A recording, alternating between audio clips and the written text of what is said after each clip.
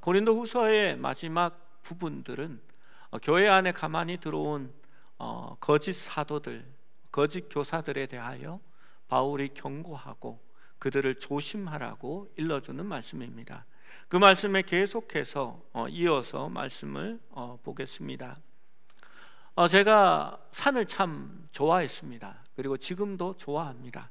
물론 살이 찌고 나서 좀 힘들지만 그래도 시간이 있으면 늘 가려고 그렇게 가려는 마음이 있습니다. 한 20년 전에 지리산을 횡단하면서 백무동으로 올라가서 천안봉에서 노고단으로 그렇게 이렇게 횡단을 진행한 적이 있었습니다. 장터목 산장에서 지나 세석 산장을 지나고 토끼봉을 지나면 갈래길이 나옵니다. 하나는 노고단으로 가는 길이고 하나는 반야봉으로 가는 길입니다. 이정표를 정확하게 보고 확인하면서 갔습니다. 그 당시에는 스마트폰도 없던 시절이고 지도와 나침판을 가지고 등산하는 사람들은 많지 않았습니다. 그냥 이정표가 잘 되어 있으니까 길을 따라 그냥 갔습니다. 마냥 걸어갔더니 노고단으로 가야 할 길이 갑자기 반야봉 정상으로 나오게 되었습니다. 이게 무언가 잘못되었다 생각하고 다시 돌아서서 왔던 길을 되돌아갔습니다. 많은 사람들이 막 이렇게 오더라고요. 근데 반야봉은 이렇게 외길이라 그쪽으로 가는 사람이 많지 않은데 많은 사람들이 오길래 혹시 반야봉 가십니까? 하니까 자기들은 노고단으로 바로 간다고 얘기했습니다. 그래서 저도 노고단 간다고 갔는데 반야봉으로 갔다고, 갔다가 오른 길인데 지금 돌아가야 된다고 하면서 오는 사람들마다 물어서 이렇게 갔는데 아마 수십 명의 사람들이 잘못 가고 있었습니다. 그래서 왜 이런 일이 일어났는지 그 갈림길에 와서야 확인을 하니까 누가 이정표를 바꿔 달아놓은 겁니다. 이쪽이 노고단이고 이쪽이 반야봉인데 요거를 바꾸어 달아놔서 이쪽이 이렇게 이쪽이 반야봉이고 이쪽이 노고단인 것처럼 그렇게 해놓은 겁니다. 그래서 다들 노고단으로 가는 줄 알고 열심히 올라갔는데 가고 나니까 거기가 반야봉이었던 겁니다. 여러분, 속상한 일이지요. 누군지 몰라도 정말 엄청난 장난을 쳐놓은 겁니다. 한 1, 2년 전에 북한산에 올라갔더니 Y 계곡이라는 코스가 있었습니다. 말로만 듣던 Y 계곡이 여기구나. 갈까 말까 망설이고 있는데 어떤 이분은 어르신이 아니라 영감님입니다. 그냥 왜 그렇게 얘기하냐면요, 이 영감님이 자기가 북한산을 여기만 해도 100번은 더 넘게 왔다고 하면서 혼자 길을 가던 젊은 아가씨 한 명을 자기가 가이드해 주겠다고 인도하면서 저희 부부에게도 나만 따라오라고 그렇게 이야기했습니다. 그래서 열심히 따라갔습니다. 험한 계곡이었습니다. 줄이 매여 있고요, 그 줄을 타고 바위를 내려가고 올라가고 그렇게 했습니다. 거의 계곡을 다 통과하자 그분이 나는 먼저 가겠다고 하면서 그 가이드 하던 아가씨를 데리고 먼저 가셨습니다. 아내와 저는 조금 처져서 따라갔습니다. 계곡을 거의 다 통과하고 거의 마지막에 왔을 때 국립공원을 관리하는 산악 구조대가 거기에 있었습니다. 그리고 저희 부부를 불렀습니다. 우리는 인사까지 하면서 수고하신다고 하면서 그 앞에 섰습니다. 그러자 그 구조원들이 이렇게 인상을 쓰면서 저희를 꾸짖었습니다. 이 Y 계곡이 험해서 공휴일과 이렇게 휴일에는 일방 통행으로 이렇게 해놓았는데 왜 거꾸로 왔습니까? 당신 때문에 얼마나 사람들이 위험하고 사고가 날 뻔하는지 모르십니까? 라고 그렇게 얘기했습니다. 자초지종으로 변명을 했더니 그분이 이렇게 얘기했습니다. 제발 땅만 보고 가지 말고 안내판이나 경고판을 좀 보고 다니라고 그렇게 훈계를 했습니다. 여러분, 이런 일이 산행에서 일어나면 그래도 괜찮습니다. 그런데 이 일이 천국을 향하여 가는 믿음의 순례길에서 일어나면 어떻게 하시겠습니까? 나는 잘 가고 있었고 열심히 이정표를 따라 인도하는 대로 갔는데 그곳이 천국이 아니라 지옥의 문턱에 서 있으면 여러분 당황하지 않겠습니까? 여러분 그때는 다시 돌아올 수도 없을 것입니다. 고린도후서 11장 2절 상반절 말씀에 바울은 이렇게 말합니다. 내가 하나님의 열심으로 너희를 위하여 열심을 내노니, 바울이 여기서 이렇게 이야기하는 것은 자신의 열심이 아니라 하나님의 열심으로 너희를 위하여 이렇게 이야기하는 것이다 라고 말합니다. 여러분이 하나님의 열심이 어디에서 본 적이 있습니다. 요한복음 2장 15절에서 17절 말씀은 이렇게 예수님의 일을 기록합니다. 노끈으로 채찍을 만드사 양이나 소를 다 성전에서 내쫓으시고 돈 바꾸는 사람들의 돈을 쏟으시며 상을 엎으시고 비둘기 파는 사람들에게 이르시되 이것을 여기서 가져가라. 내 아버지 집으로 장사하는 집을 만들지 말라 하시니 제자들이 성경 말씀에 주의 전을 사모하는 열심이 나를 삼키리라 한 것을 기억하더라. 바울은 주의 교회를 위한 열심 때문에 지금 이러한 일을 말하고 있는 것입니다. 바울은 하나님의 고통을 그가 마음으로 느끼고 있습니다. 시편 69편 9절에 시편의 기자는 주의 집에 대한 열심이 나를 삼켰나이다 라고 말합니다. 사도 바울은 교회를 위한 열심을 지금 가지고 있는 겁니다.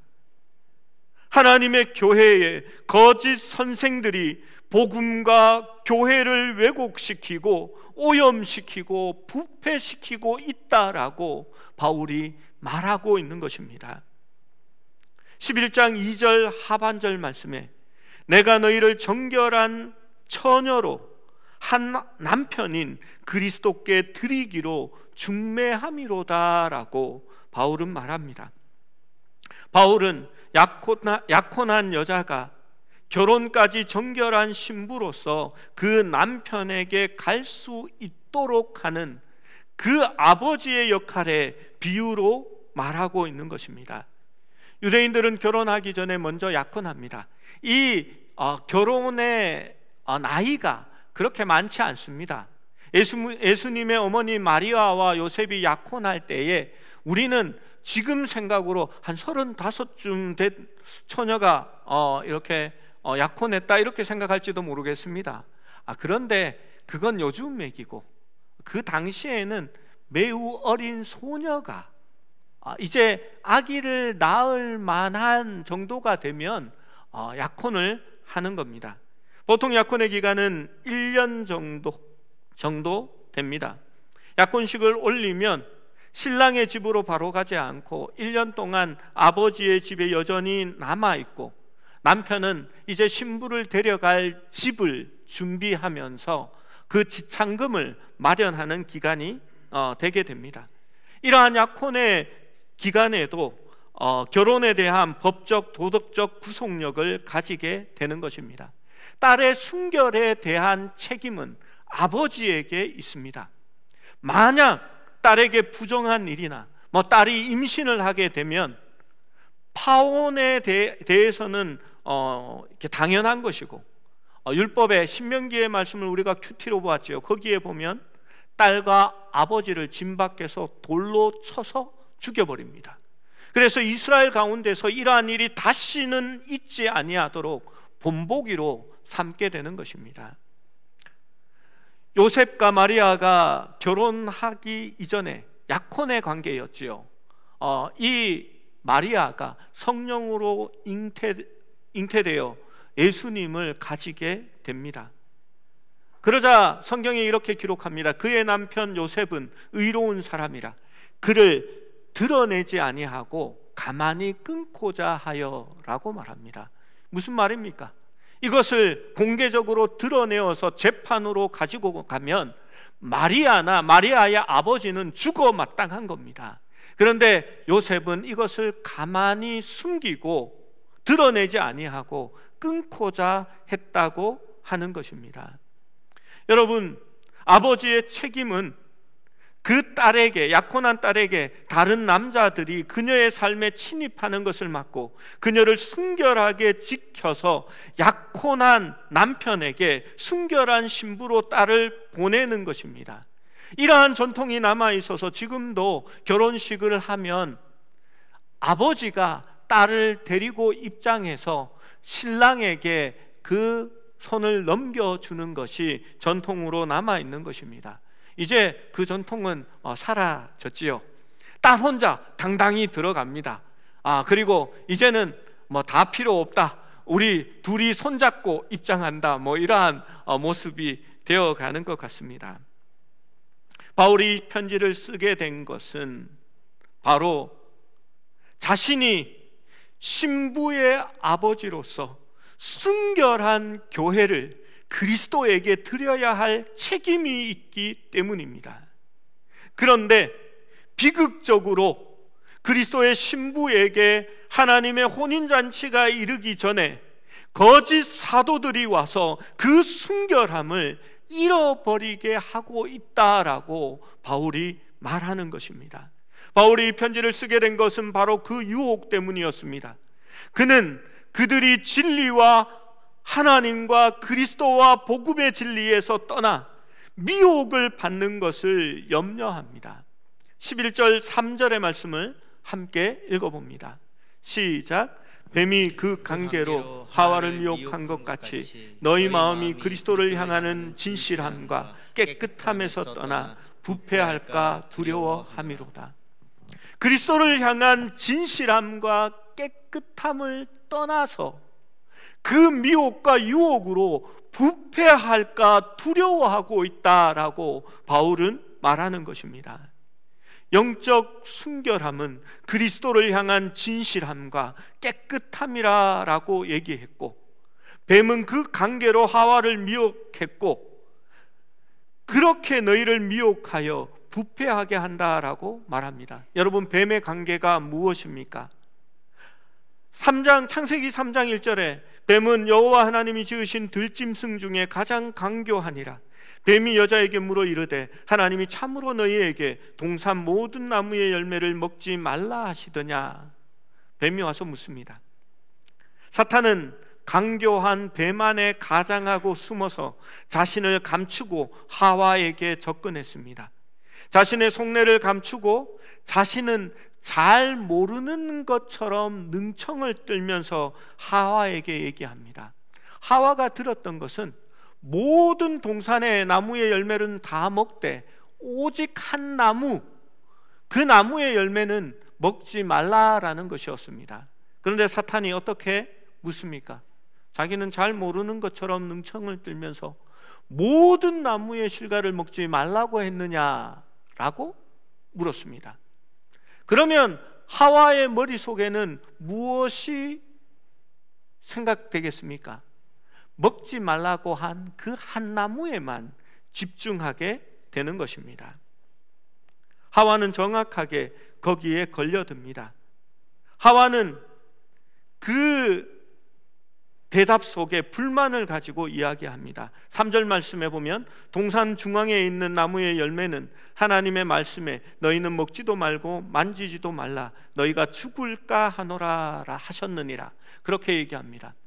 여러분, 다른 모든 나무의 열매가 아니라 동산 중앙에 있는 그 나무의 열매인데 하나님은 먹지 말라고 했는데 하와는 섭섭한 마음에 하나를 더 덧붙입니다. 만지지도 말라. 그리고 하와는 벌써 어떤 확신이 사라져 버립니다. 죽을까 하노라 라고 말합니다. 여러분, 사탄이 참으로 교묘하게 왔습니다. 진리에 대한 확신을 잊어버리게 한 겁니다. 정령 죽으리라가 아니라 이제는 죽을까 하노라로 바뀌어 버린 것입니다. 진실에 대하여 의심을 던졌고 그 의심이 진실의 자리를 차지하게 된 것입니다. 뱀이 여자에게 이제 직접적으로 얘기합니다. 너희가 결코 죽지 아니하니라. 반대의 이야기를 합니다. 너희가 그것을 먹는 날에는 너희가 하나님같이 되어 선악을 분별하게 될 것이다 라고 말합니다. 사탄은 자신을 하나님처럼 높이고 싶었을 때에 낙원에서 쫓겨났고, 이제는 아담과 하와도 하나님께 반역하여 그들과 함께 쫓겨나기를 원하는 것입니다. 그래서 그들은 유혹하고 있는 것입니다. 여자가 나무를 본즉 먹음직도 하고 보암직도 하고 지혜롭게 할 만큼 탐스럽기도 한 나무인지라. 여자가 그 열매를 따먹고 자기와 함께한 남편에게도 주매 그도 먹은지라 라고 기록합니다. 여러분, 이미 유혹의 마음이 넘어가면요, 이렇게 보면 먹음직도 하고 보암직도 하고 지혜롭게 할 만큼 탐스럽기도 하게 되는 것입니다. 여러분, TV 홈쇼핑을 보고 있으면요, 반드시 거기에 넘어갑니다. 넘어가면 이렇게 마음이 거기에 벌써 넘어가면 어떤 생각이 듭니까? 저게 선전하는 저게 우리 집에 있으면 참 좋아 보이기도 하고, 저게 갖고 싶기도 하고, 또 저걸 쓰면 더 지혜롭게 살림살이를 할 수 있을 것 같은 그런 마음이 드는 겁니다. 그래서 사람들이 그것을 지름신이 임했다, 돈을 지른다라는 뜻에서 지름신이 임했다 이렇게 얘기합니다. 일단 마음이 빼앗기고 나면요, 문제는 언제 내가 사느냐라는 것만 남습니다. 그래서 TV 홈쇼핑에서 쇼호스트들이 이렇게 말합니다. 지금 사면 선물을 주고 할인이 들어갑니다 하면서 지금 당장 전화할 것을 유혹하는 겁니다. 남자들이 낚시를 할 때에 루어라는 가짜 미끼를 삽니다. 이렇게 사진을 보여주시면 저렇게 생겼습니다. 여러분, 진짜 고기 같죠? 그런데 가만히 보시면 낚시 바늘이 달려져 있습니다. 여러분, 저걸 휙 던져서요, 이렇게 낚싯대 끝으로 툭툭툭 치면서 오면 얘가 병든 죽은 고기, 상처 입은 고기 같이 비틀비틀거리면서 이렇게 막 헤엄쳐 오게 됩니다. 그러면 물고기들이 와서 덥석 잡아 먹으면 그 낚시 바늘에 걸려지게 되는 겁니다. 여러분, 저렴한 중국제도 있지만 지금 화면에 본 것은 일본에서 만든 것인데 보통 하나에 2, 3만 원 정도 합니다. 그러니까 저거 2개를 구입하면 한 5만 원 정도 되는 겁니다. 그리고 낚시를 하다 보면 돌이나 나뭇가지, 바위, 폐거물에 걸려서 저 루어를 흔히 이렇게 쉽게 잃어버리기도 합니다. 저 루어를 2개 사는 것보다 그 돈으로 요 앞에 세민수산에 가서 광어 하나 회 떠드시는 게 훨씬 더 이득입니다. 그런데 여러분, 이 루어를 보면 내가 낚시 못하는 그것이 루어 때문인 것 같고, 저 루어를 사면 내가 낚시에 지혜롭게 되어서 마치 낚시의 신이 될 것 같은 그런 유혹에 빠져들게 됩니다. 여러분, 사실 이 루어가 진짜 고기를 많이 잡을지 아닐지는 낚아봐야 아는 거지만 이 루어는 벌써 하나는 낚았습니다. 누구를 낚았습니까? 그 루어를 산 사람을 낚은 겁니다. 그런 거 보면 이 루어는 목적을 달성했는지도 모릅니다. 여러분, 고린도 후서의 말씀으로 돌아가 보십시오. 바울은 고린도에서 이러한 일이 일어나는 것을 걱정하고 있는 것입니다. 뱀은 강교함으로 하와를 속였습니다. 하와는 그 유혹에 넘어가 버렸습니다. 그렇다면 고린도 교회는 그 강교한 뱀 같은 거짓 사도들에 대하여, 그 유혹에 대하여 어떠했을까요? 11장 4절에 그 내용을 말하고 있습니다. 함께 읽습니다. 시작. 만일 누가 가서 우리가 전파하지 아니한 다른 예수를 전파하거나, 혹은 너희가 받지 아니한 다른 영을 받게 하거나, 혹은 너희가 받지 아니한 다른 복음을 받게 할 때에 너희가 잘 용납하는구나. 여러분, 어떻게 했습니까? 고린도 교인들은 다른 복음, 다른 그리스도, 다른 영인데 다 잘 용납했습니다. 다 받아들인 겁니다. 여러분, 이 유혹자들이 세련된 말투와 가장된 표현, 자신에 대한 간증을 선포하는 그 설득력 있는 말을 가지고 왔을 때에 그들이 고린도 교회에 하나님의 복음이 아닌 다른 가라지의 씨를 뿌렸을 때에 고린도 교인들은 그것을 잘도 다 받아들인 것입니다. 그들은 다른 예수와 다른 성령과 다른 복음을 받아들인 것입니다. 그것은 그리스도인들이 하나님의 나라에서 그리스도에게서 멀어지게 할 뿐입니다. 여러분, 그것은 가짜입니다. 가짜 이정표입니다. 잘 가고 있다고 생각했지만 엉뚱한 곳으로 가고 있는 겁니다. 여러분, 그들이 예수를 안전한 게 아닙니다. 성령에 대하여 말하지 않은 게 아닙니다. 그들도 복음을 전했습니다. 그런데 좀 달랐다는 데 문제가 있는 겁니다. 그들의 복음은 바울이 전한 복음과 달랐습니다. 그들은 다른 사람 위에 군림하고 자신을 자랑합니다. 영적 권위를 스스로 취합니다. 세상적인 축복과 정치적인 복음, 세상의 성공, 소원 성취, 번영의 복음을 선포했습니다. 보암직도 하고 먹음직도 하고 탐스럽기도 한 그러한 내용들이었습니다. 그 하나님의 축복을 받으면 자신이 잘 될 것 같고 하나님처럼 될 것 같은 착각을 만들게 된 것입니다. 그러나 그 속에는 그리스도의 고난과 십자가가 없었습니다. 주와 함께 못 박혀야 하는 나의 십자가도 거기에는 없었습니다. 여러분, 이러한 일이 진짜 있을까요? 예, 있습니다.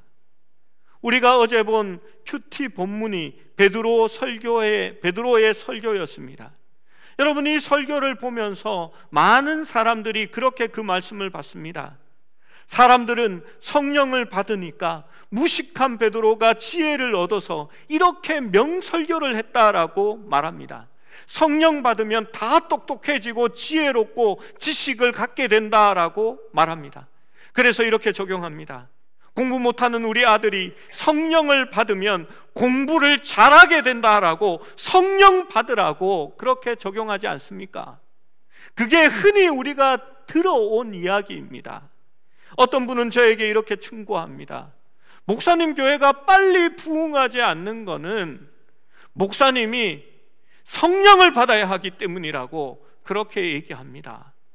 성령을 받으면 베드로처럼 능력 있는 종이 되어서 한번 설교하면 3,000명이 회개하고 돌아오게 될 것이라고, 목사님 기도원에 가서 성령 받아오세요 라고 얘기합니다. 맞는 소리입니까? 여러분, 틀린 이야기입니까? 틀린 얘기입니다. 여러분, 베드로는 사람들이 얘기하는 것처럼 그렇게 무식한 사람이 아닙니다. 유대인들은 흩어져 살아도 회당을 통하여 회당 교육을 받습니다. 그 회당 교육이 무엇인지 아십니까? 어릴 때부터 율법을 가르칩니다. 그리고 시편의 전 구절을 외우게 만듭니다.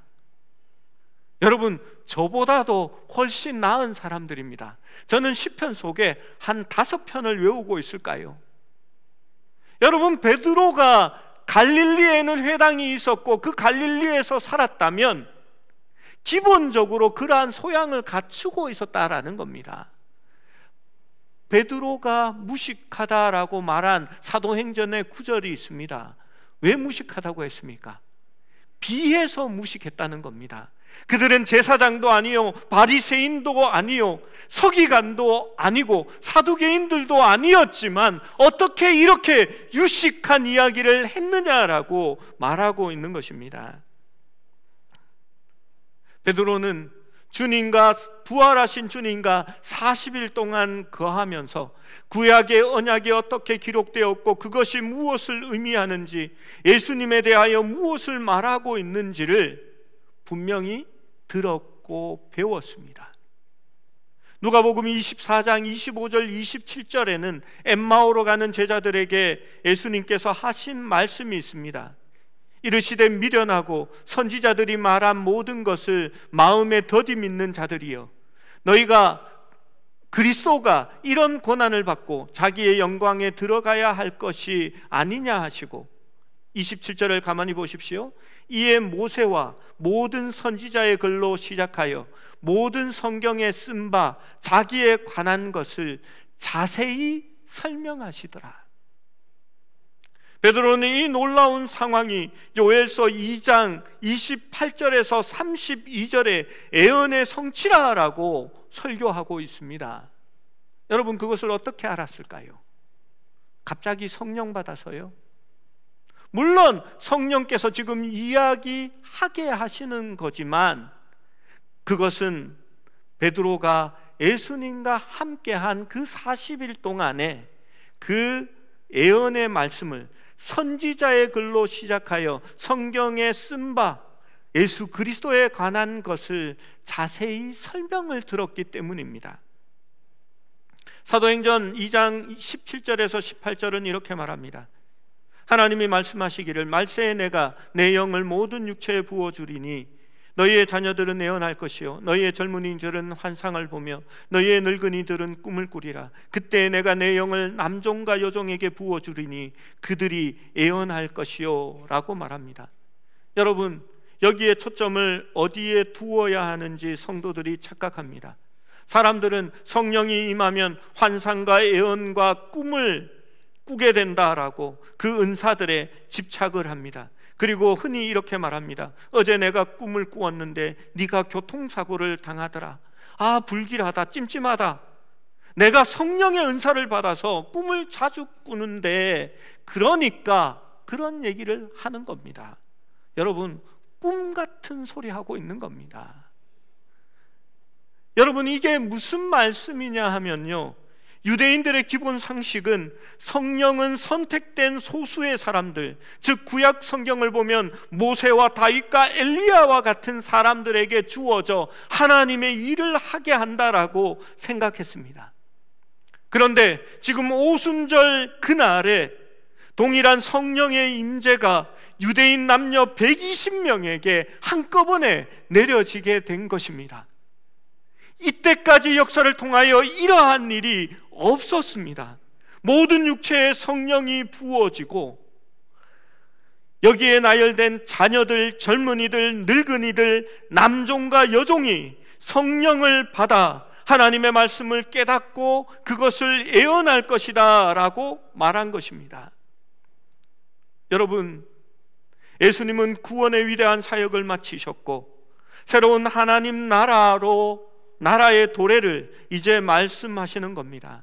그가 부활하여 하나님의 우편에 앉으시고 내가 너희에게 보내실 그 성령이 너희에게 임하여 질 것이다 라고 얘기했고, 바로 그 성령으로 말미암아 모든 하나님의 사람들이 성령을 받고 그리스도의 몸을 이루는 공동체, 교회의 시대가 이제 이루어졌음을 선포하고 있는 것입니다.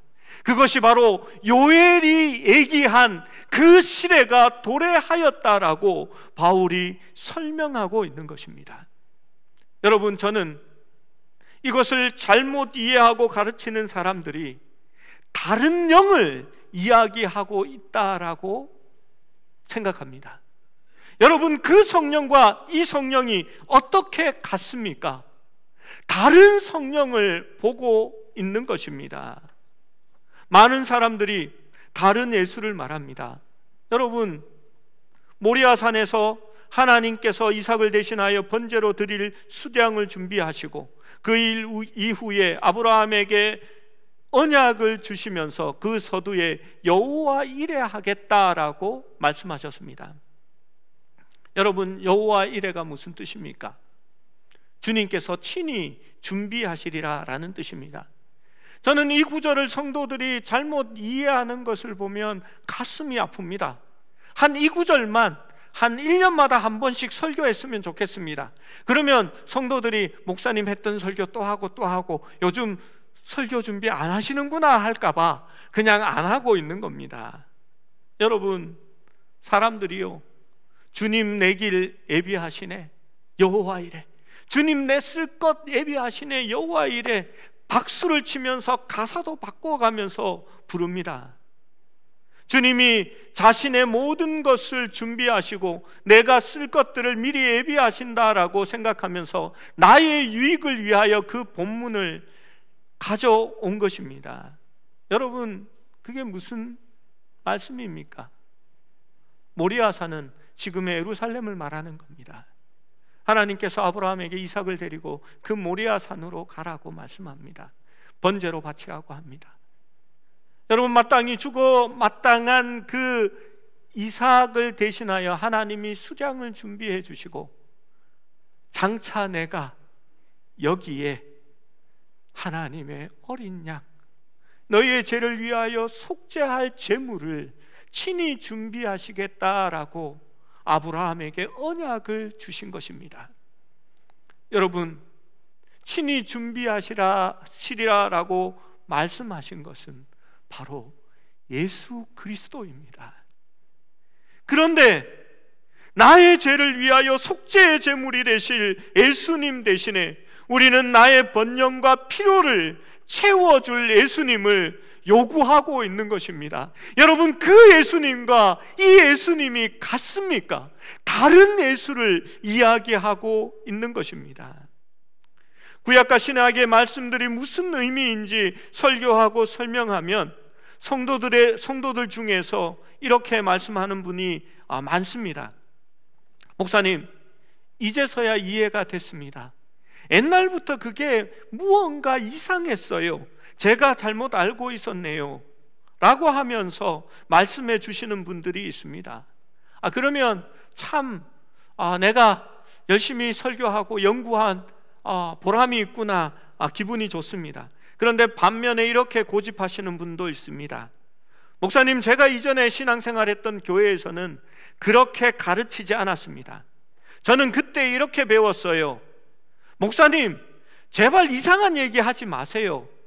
제가 배운 그 교회에 그것을 가르쳐 주신 목사님은요, 총회장이고 권위가 있고 얼마나 유명한 목사님인데, 그분은 설교도 참 재미있게 잘하셔서 방송에도 그분 설교가 지금도 매일 나옵니다, 이렇게 항변하시는 분이 있습니다. 여러분, 그러면 이분을 설득하기 위해서 어떻게 해야 할까요? 어쩔 수 없이 제가 이렇게 얘기합니다. 정말 자랑 같은 어리석은 이야기지만 제가 이런 얘기하는 걸 좀 용납하고 들어주십시오. 저도 작은 교회 목사이지만, 제가 말과 쇼맨십에는 부족하지만, 우리 교회에 성가대도 지금 없지만, 그래도 제가 지식에는 절대 부족한 사람이 아닙니다. 저는 신대원에 다닐 때에도 공부 잘했습니다. 한 설교를 하려고 적어도 저는 석학들이 쓴 6, 7권의 책을 찾아보고 설교를 준비하기 전에 그 본문에 대한 내용들을 다 정리하고 읽어봅니다. 당신에게 그렇게 가르친 그 사람들보다 성경 지식에 있어서는 내가 말은 부족해도 결코 부족하지 않을 겁니다. 여러분, 잘 판단하십시오 라고 그렇게 얘기할 수밖에 없습니다. 여러분, 이게 바울의 표현입니다. 11장 1절에 원하건대 너희는 나의 좀 어리석은 것을 용납하라, 청하건대 나를 용납하라. 11장 5절 6절 말씀에 그는 이렇게 말합니다. 나는 지극히 크다는 사도들보다 조금 부족한 것이 조금도 없는 줄로 생각하노라.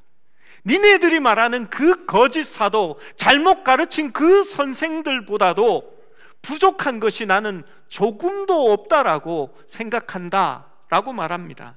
6절 말씀에 내가 비록 말에는 부족하나 지식에는 그렇지 아니하니 이것을 우리가 모든 사람 가운데서 모든 일로 너희에게 나타내었노라 라고 말하는 것입니다. 바울은 지난번에 이렇게 얘기했습니다. 나는 자랑하지 않는다. 나는 내 육체를 내세우지 않는다. 나는 질그릇 같은 사람인데 그 투박하고 몹쓸 그릇에 예수 그리스도라는 보화를 담았다. 나는 다른 사람들과 스스로 비교하여 자랑하고 싶지 않다라고 얘기했습니다. 그런데 바울이 지금 비교하여 내가 지식이 있다라고 말할 수밖에 없게 된 겁니다. 그래서 바울은 거듭거듭 말하기를 나의 좀 어리석은 것을 용납하라. 나를 좀 용납하고 내 얘기를 들어달라고 하면서 내가 그들보다는 지식에 있어서 깨어있는 사람이라 라고 이야기하고 있는 것입니다. 거짓 사도들, 거짓 선생들은 박장대소를 일으키고 공감을 얻어내고 웃음을 터뜨리는 말재간으로 사람들에게 긍정적인 확신을 심어줍니다. 아멘을 유도합니다. 세상적인 성공과 소원 성취, 번영의 복음, 정치적인 선동하는 그러한 말들을 하면서 그것을 복음이라고 말하고 스스로 능력의 종이라고 하면서 자신과 자신의 권위를 강단에서 내세우는 것을 볼 수 있습니다. 뱀이 하와를 속인 것처럼 교활한 말로 잘못된 길로 인도하고 있는 것입니다. 소경이 소경을 인도하는 겁니다. 다른 예수, 다른 성령, 다른 복음이 전파되고 있는 것입니다. 여러분, 왜 성령 받았습니까? 갑자기 지혜로운 사람이 돼서 능력의 종이 되려고 성령 받습니까? 교회 부흥을 일으키려고 성령 받았습니까? 공부 못하는 내 자식이 성령 받아서 전교 1등하게 하려고 성령을 받습니까? 여러분, 그렇게 얘기하지 않습니다. 하나님의 성령이 우리를 예수 그리스도 안에 거하게 하고 우리를 그리스도의 십자가에서 나의 소욕을 따라 살지 않고 성령의 소욕을 따라 살게 하려고 하나님의 공동체를 다툼과 시기와 질투의 공동체가 아니라 서로 용납하여 성령의 열매를 맺어가는 공동체로 만들기 위해서 하나님께서 우리에게 성령을 주신 것입니다. 갈라디아서 6장 14절 15절 말씀을 함께 읽어봅니다. 시작. 그러나 내게는 우리 주 예수 그리스도의 십자가 외에 결코 자랑할 것이 없으니 그리스도로 말미암아 세상이 나에 대하여 십자가에 못 박히고 내가 또한 세상에 대하여 그러하니라. 할례나 무할례가 아무것도 아니로되 오직 새로 지으심을 받는 것만이 중요하니라. 사도 바울은 자기에게 중요한 것은 예수 그리스도의 십자가밖에 없다고 말합니다. 그는 그것을 날마다 자랑하고 선포하겠다라고 말합니다. 어떤 사람들에게 십자가는 미련하게 보입니다. 어떤 사람에게 십자가는 수치스러운 일로 보입니다. 그러나 바울은 그것을 전하겠다라고 말합니다. 바울은 고린도 교회가 진실함과 깨끗함을 유지한 그리스도의 순결한 신부가 되도록 그리스도의 십자가를 날마다 전하겠다라고 말하는 것입니다. 그렇게 하여서 그리스도의 십자가 안에 새로운 피조물이 되는 것이 가장 중요한 일이다라고 말하는 겁니다. 여러분, 강단에서 축복의 소리만 하면, 듣기 좋은 소리만 하면 여러분 좋습니다. 그거 싫어할 사람 없습니다. 제가 여러분에게 예수 잘 믿으면 다 여러분 자식들 서울대 간다라고 하면 분명히 아멘 하는 사람들 많을 겁니다. 그리고 기분 좋습니다. 그런데 성경이 그렇게 얘기하지 않습니다. 예수 그리스도를 믿고 성령을 받으면 새로운 피조물이 될 것이다 라고 얘기합니다. 그 피조물은 내 마음대로 내 소욕대로 살아가는 사람이 아니라 성령의 소욕대로 이끌림을 받는 사람, 바로 그리스도의 형상을 이루는 사람으로 살아가게 될 것이다 라고 말하는 것입니다. 여러분, 그래서 그 수치스러운, 그 듣기 싫은 그 십자가를 받아들여야 하는 겁니다. 여러분, 내가 주의 십자가에 죽어야 한다 라고 말하면 여러분, 그거 듣기 좋아하는 사람 없습니다. 자기의 소욕을 내려놓고 자기의 감정을 그리스도 앞에 복종하고 오직 성령의 소욕을 따르라라고 하면 싫습니다. 나는 내 마음대로 할 건데요, 내 기분이 가는 대로 할 텐데요, 나는 기분 나빠서 이 교회 못 다니겠습니다 라고 말하는 사람들이 분명 나옵니다. 성도들에게 훌륭합니다, 대단합니다, 저는 집사님이 존경스러워요 하면 교인들이 얼마나 좋아하는지 압니까? 저희 아버지는 지금도 말합니다. 교인들에게 뭐라고 나무라지 말아라. 설교할 때에 제발 꾸짖는 설교, 오늘 이런 설교 하지 말고 성도들에게 복 받아라, 잘 될 거다, 축복을 가득 받을 거다, 제발 그런 말 좀 하라 라고 말합니다. 네가 뭐라고 말하면 그 성도는 상처받을 거고 내 목회에 걸림돌이 될 거고 평생 너와 원수가 될 거라고 그렇게 이야기합니다. 여러분, 그런데 그게 옳지 않습니다. 바울은 늘 말합니다. 내가 사람을 기쁘게 하랴, 하나님을 기쁘게 하랴. 십자가에 못 박히신 그리스도의 메시지가 어떤 사람에게는 어리석은 것입니다. 다른 사람들에게는 그것이 수치스러운 일입니다.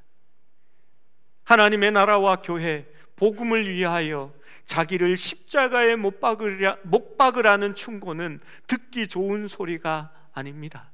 그러나 그리스도의 십자가가 우리에게 능력이 되고 지혜가 되며 참된 복음이 되어지는 겁니다. 여러분, 하나님에 대한 지식은 십자가에 못 박히신 그리스도와의 친밀한 관계에서 나오는 영적 통찰력입니다. 성경을 통하여 하나님의 뜻을 바르게 이해하고 하나님과의 깊은 교제 속에서 내가 그리스도 안에 있고 그리스도가 내 안에 있을 때에 일어나는 그러한 지식입니다. 바울은 이로써 고린도 교인들을 그리스도의 순결한 신부로 하나님 앞에 데려가기 위하여 지금 열심을 내고 있는 것입니다. 여러분, 바로 믿어야 합니다. 하나님의 말씀을 바로 깨달아 알아야 합니다. 그래야 우리가 바른 이정표를 가지고 바른 말씀을 가지고 서 있을 때에 우리가 마지막 때에 그리스도의 순결한 신부로서 예수 그리스도 앞에 서게 될 것이기 때문입니다.